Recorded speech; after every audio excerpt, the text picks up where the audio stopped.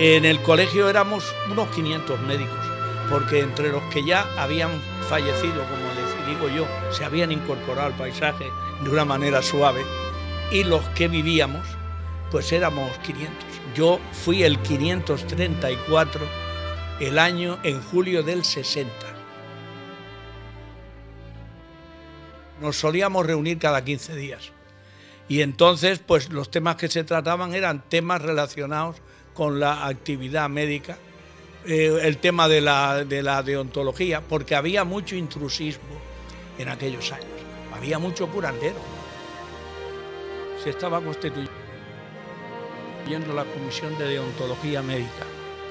Él tenía mucho interés en que se hiciera una buena reglamentación para evitar el intrusismo. La preocupación que tenía don Valeriano con el tema de la deontología, que se suprimieran los curanderos, porque en Canarias hubo mucha tendencia en el siglo XIX y a principios del XX a creer más en los curanderos que en los médicos. Había un curandero que vivía por encima del hospital militar. Entonces, por encima del hospital militar había un cirujano que era don Fernando López Tomasetti, que era el director del hospital. Y en la planta baja ejercía un curandero al que le llamaban Pepito el Puto. Bueno, Pepito el Puto tenía mucha más clientela que don Fernando López Tomasetti. Entonces había que luchar contra el intrusismo. El prestigio de la medicina lo empezó un poco a fraguar la buena medicina pública que se empezó a hacer a partir del año 63. Yo creo que aquello influyó mucho en que la opinión pública canaria se pusiera a favor de nosotros. Se hizo una buena labor. Fue una época de prestigiación.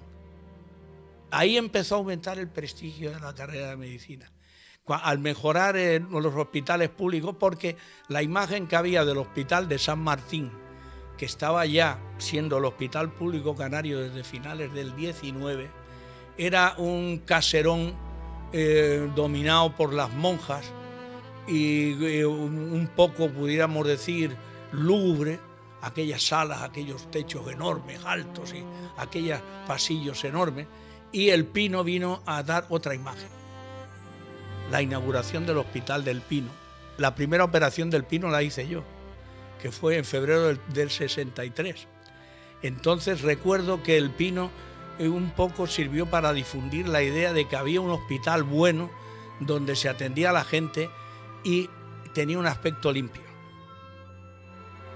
Don Valeriano se preocupara mucho por crear la Sociedad de Ciencias Médicas.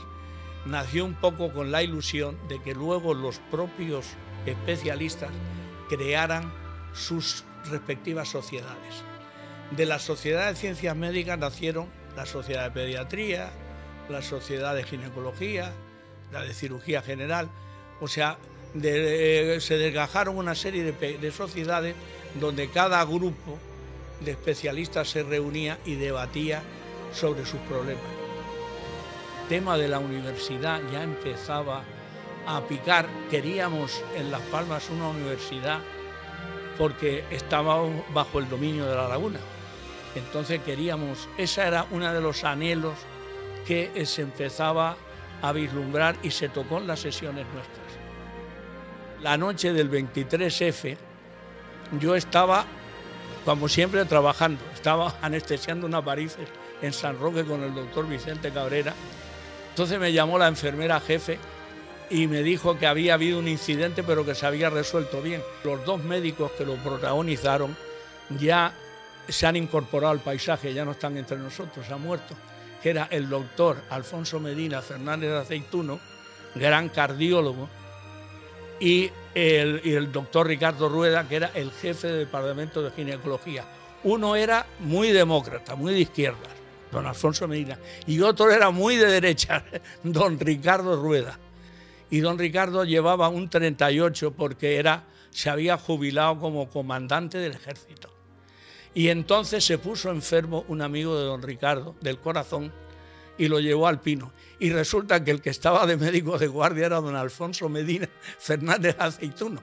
Y cuando entra Rueda con aquel enfermo, Alfonso va y se asusta Entonces Ricardo, que era una persona que tenía un sentido del humor muy grande, dice: no vengo a por ti, Alfonso, vengo a que cures a mi amigo que está enfermo del corazón. Entonces todo terminó con un abrazo. El que imprime la política del colegio es el presidente. Vilela es íntimo amigo mío y siempre lo fue desde el principio, desde el año 60. Nuestro querido amigo Valeriano, recientemente fallecido, era un hombre que se preocupó mucho por el ejercicio de la profesión.